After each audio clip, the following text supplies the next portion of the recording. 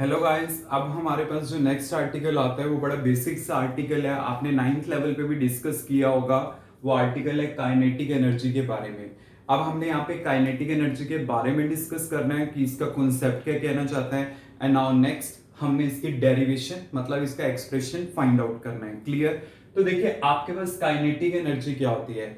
It is the energy possessed by the body by virtue of its motion. Clear? मतलब एक body motion की वजह से जो एनर्जी पोजेस करती है तो वो आपके पास क्या होती है, काइनेटिक एनर्जी होती है। Because you know very well कि जैसे सपोज करिए एक बॉडी है, क्लियर, जब वो मूव कर रही है, आपने कई बार देखा हो एक पार्टिकल है, मे बी चाहे स्मॉलर मास को लार्जर मास का हो, जब वो क्या करता है with a very high speed वो मूव करता है, देन होता क्या है कि वो हीट अप हो जाता है। मतलब क्या होता है, एक तरह से वो एनर्जी को गेन कर लेता है। क्लियर? और वही कॉन्सेप्ट आपके पास क्या होता है, काइनेटिक एनर्जी से रिलेट करता है। क्लियर? मतलब होता क्या है, it is the energy possessed by the body by virtue of its motion. मतलब मोशन की वजह से जो मूवमेंट में है बॉडी, उसकी वजह से जो वो एनर्जी पोजेस करती है वो आपके पास क्या होती है, काइनेटिक एनर्जी होती है। क्लियर? और ये याद रखना कि जितने भी टाइप के हमारे पास एनर्जीज होते हैं या वर्क हम कैलकुलेट करते हैं, सबके एसआई यूनिट आपके पास क्या होंगे, सेम होंगे, और डिस्कशन क्या होगी, सारी सेम वे में होगी। मतलब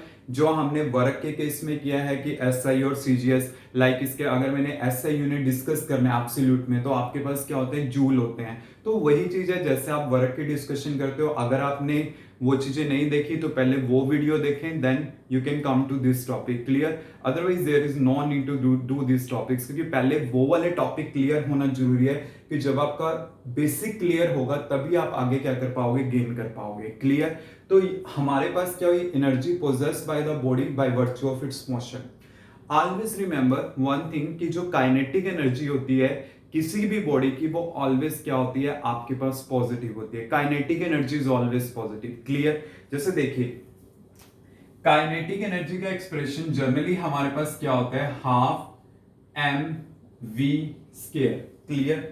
तो आपके पास क्या है, जो मास होता है किसी भी बॉडी का वो क्या होता है, पॉजिटिव होता है। वेलोसिटी आपके पास में भी नेगेटिव हो चाहे पॉजिटिव हो, होना तो क्या है उसका स्क्वायर, और स्क्वायर नेगेटिव नंबर का भी क्या होता है, पॉजिटिव होता है। तो ओवरऑल ये क्या आएगा, पॉजिटिव। सो ऑलवेज रिमेंबर कि काइनेटिक एनर्जी किसी भी बॉडी की नेगेटिव नहीं हो सकती। काइनेटिक एनर्जी हमेशा आपके पास क्या होगी, पॉजिटिव होगी। क्लियर? अब मैंने क्या करना है, इसकी डेरिवेशन करनी है। अब देखिए इसका एक्सप्रेशन मैं कैसे फाइंड आउट करूंगा।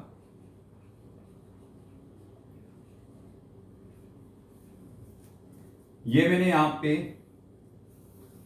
इस टाइप से प्लेन कंसीडर किया और इसके ऊपर ये मैंने एक बॉडी ली। क्लियर? और जब मैंने इसके ऊपर फोर्स लगाया एफ अमाउंट का इन द हॉरिजॉन्टल डायरेक्शन, तो बॉडी इस पॉइंट से यहां पे डिस्प्लेस होगी लाइक दिस। ठीक है? लेट इट बी कि मैं मान लेता हूं कि ये एस डिस्टेंस से यहां पे आ गई। क्लियर? तो यहां से यहां तक जो इसकी डिस्प्लेसमेंट है वो कितनी है, एस है। ठीक है? अब देखिए, जब भी आपको वर्क डन कैलकुलेट करना होता है या कोई एनर्जी कैलकुलेट करनी होती है, तो सबसे पहले हमारा काम क्या होता है, small amount of work done को कैलकुलेट करना, देन उससे टोटल, और वही जो टोटल वर्क डन है वो एनर्जी की फॉर्म में क्या हो जाता है, इकट्ठा हो जाता है। मतलब वही क्या होगा, एनर्जी की फॉर्म में कन्वर्ट हो जाएगा। क्लियर? अब देखिए, small amount of work done क्या होगा आपके पास,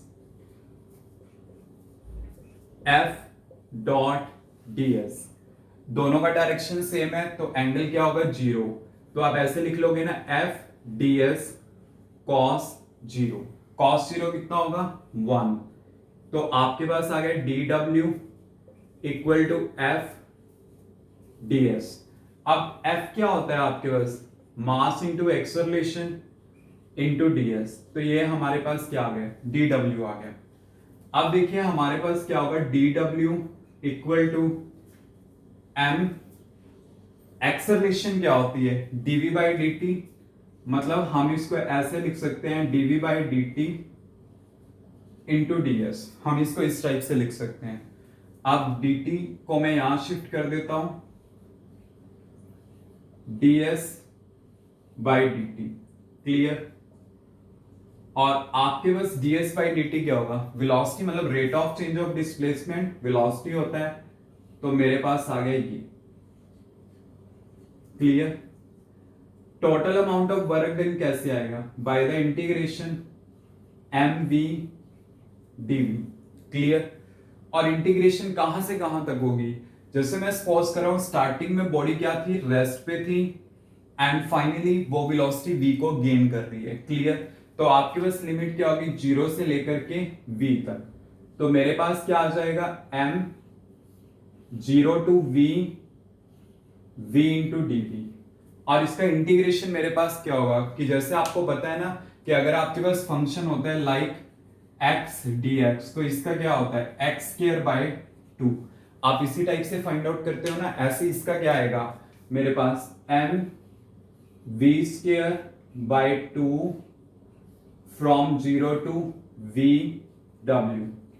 अपर minus lower limit m v square by 2। और यही जो वर्क डन होगा वो किसकी फॉर्म में कन्वर्ट होगा, काइनेटिक एनर्जी में। मतलब आप ऐसे करोगे ना, अपर माइनस लोअर, v पुट किया तो ये आ गया, 0 पुट करोगे तो 0, so there is no need to substitute. तो मेरे पास जो काइनेटिक एनर्जी आएगी वो कितनी आ जाएगी, वो इतनी आ जाएगी। इस टाइप से आपने क्या करना है, यहां पे एक्सप्रेशन फाइंड आउट करना है किसका, काइनेटिक एनर्जी का। और सिंपल है, कोई बड़ी डेरिवेशन नहीं है, सिंपलेस्ट मैनर में है। जस्ट यू शुड नो कि इंटीग्रेशन कैसे करनी है। और इंटीग्रेशन भी कोई हार्ड नहीं है, एक सिंपलेस्ट फंक्शन किया है जो आप परफॉर्म करते हो, तो ये आपके पास क्या आ जाएगा, डेरिवेशन हो जाएगा, काइनेटिक एनर्जी का एक्सप्रेशन आ जाएगा, half mv square. Clear, any doubt?